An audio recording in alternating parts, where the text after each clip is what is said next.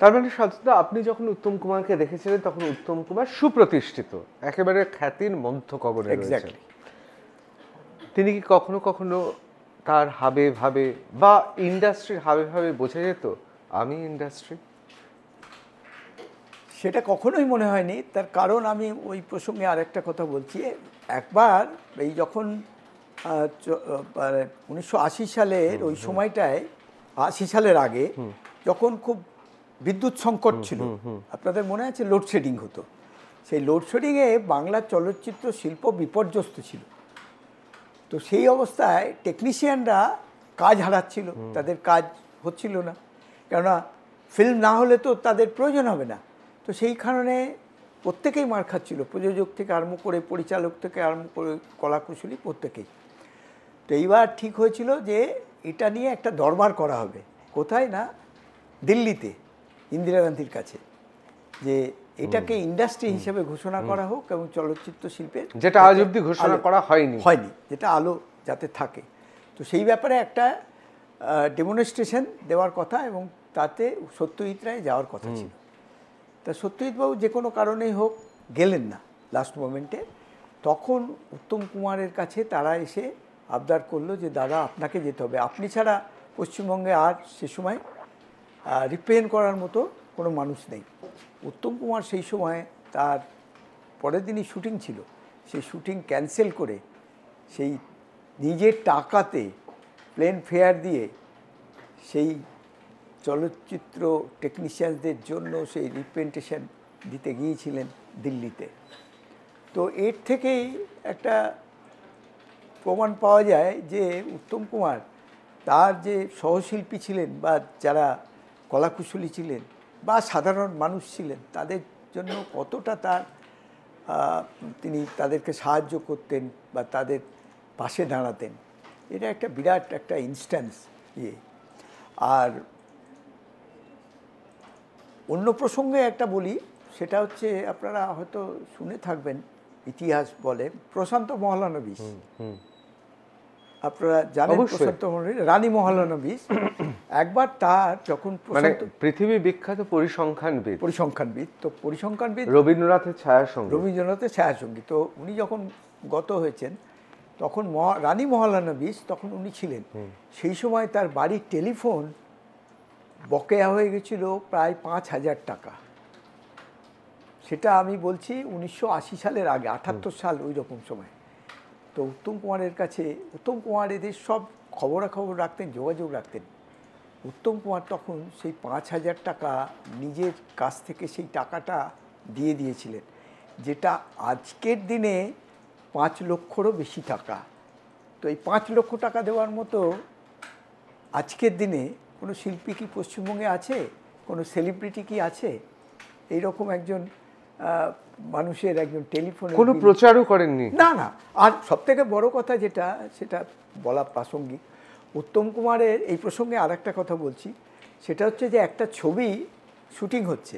তো আপনারা বোধহয় সবাই জানেন জমালয় জীবন্ত মানুষ বলে ভানু বন্দ্যোপাধ্যায়ের যে ছবি, সেই ছবির যে রাইটার গৌরসি, উনি অভিনয় করেছিলেন।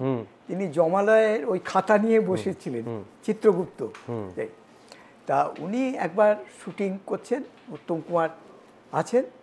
তা গৌরদাকে আমিও দেখেছি একটা ফতুয়া পরে, একটা ছোট পাজামা পরে সেই হাওড়ার ওখান থেকে ঘাড়ে ব্যাগ নিয়ে চলে আসতেন, বোঝাই যেত না অত বড় ব্যক্তিত্ব। আর আগেকার ম্যাক্সিমাম ছবিতেই, আপনি পুরনো ছবিতে দেখবেন গৌরদা আছেন। তা গৌরদা বারবার ডায়লগ ফেল করছেন। তা উত্তমদা সেটা লক্ষ্য করেছেন। লক্ষ্য করে গৌরদাকে গিয়ে বললেন, কী ব্যাপার গৌরদা, আজকে আপনাকে অন্যমনস্ক মনে হচ্ছে? বললো, হ্যাঁ কী করব, আমার মেয়ের বিয়ে, 2,000 টাকা বড় দরকার, আমি জোগাড় করতে পারিনি। উত্তম কুমার কিছু বললেন না। পরের দিন আবার শুটিংয়ে এসছেন গৌরদা। উত্তমদা আলাদা ডেকেছেন, ডেকে একটা খামের মধ্যে খাম দিয়ে ওনাকে দিয়েছেন, দিয়ে বলেছেন, গৌরদা এটা আপনি খুলবেনও না, বলবেনও না কাউকে, আপনি এটা নিয়ে চলে যাবেন। গৌরদা যথারীতি নিয়ে চলে গেছেন, গিয়ে খাম খুলে দেখছে ওর মধ্যে 5,000 টাকা। গৌরদা অবাক হয়ে গেছেন, বলে সে কি, তো 2,000 টাকা আমি বলেছিলাম, তাহলে উত্তম ভুল করেছে। ওখানে পাড়ার যে ক্লাব ছিল সেখান থেকে ল্যান্ডলাইন ফোন ছিল, সেই ফোন করে উত্তমদার বাড়িতে দুটো টেলিফোনের লাইন ছিল। উত্তমদাকে ফোন করেছেন, করে বলছেন যে উত্তম, তুমি যে খামটা দিয়েছো তার মধ্যে 5,000 টাকা, আমার তো 2,000 টাকা দরকার ছিল। বললো না, 2,000 টাকা আপনার দরকার ছিল ওটা নেবেন, আর 3,000 টাকা আমার দিক থেকে আপনি মেয়েকে কিছু কিনে দেবেন। তখনকার দিনের এই 5,000 টাকা আজকের দিনে অন্তত 10 লক্ষ টাকার সমান। এটা আপনাদের যারা দেখছেন চ্যানেলে বা আপনারা যারা আছেন তারা একটু উপলব্ধি করার চেষ্টা করবেন। সেই 10 লক্ষ টাকা আজকের দিনের সেই মূল্য উত্তম কুমার সেই গৌরদাকে দিয়ে দিয়েছিলেন। গৌরদা উত্তম কুমার জীবিত থাকা অবস্থায় উনি শিল্পী সংসদ অফিসে আসতেন অর্ধেন্দু মুখার্জির কাছে। আমি দীর্ঘদিন দেখেছি, কোনো দিনই বলেননি। মৃত্যুর পরে তখন গৌরদার কাছ থেকে এইসব ঘটনা জানতে পারি। আপনাকে বলেছিলেন? আমাকেই বলেছে। এবং আরও একটা ঘটনা এই প্রসঙ্গে বলি, সেটা হচ্ছে সুশীল দাস বলে একজন কমেডিয়ান আর্টিস্ট ছিল। সেই সুশীল দাস বিখ্যাত, সুশীল দাস না, সুশীল চক্রবর্তী বলে ছিল, সুশীল দাস ছিল। ও থাকতো ভবানীপুরে।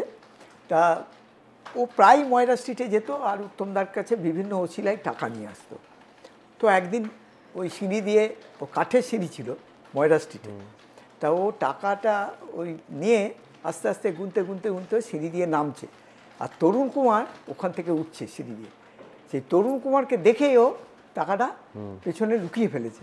তরুণ কুমার তো দেখে নিয়েছে, দেখে নিয়ে তারপর ওপরে গিয়ে দাদাকে এরকম অনুযোগ করছে, হ্যাঁ দাদা তুমি আজকেও সুশীলকে এরকম টাকা দিলে? বলে কি করব, ওর যে বোনের বিয়ে। বললো সে কি, ওর তো কোনো বোনই নেই। উত্তম কুমার তখন বলছেন সে তো আমিও জানি, কিন্তু একটা শিল্পীকে সে অপমানিত হয় সেটা উনি কখনো চাইতেন না বা করতেন না। এর থেকে মহান শিল্পী, মহানুভব মানুষ আর কোথায় পাবেন?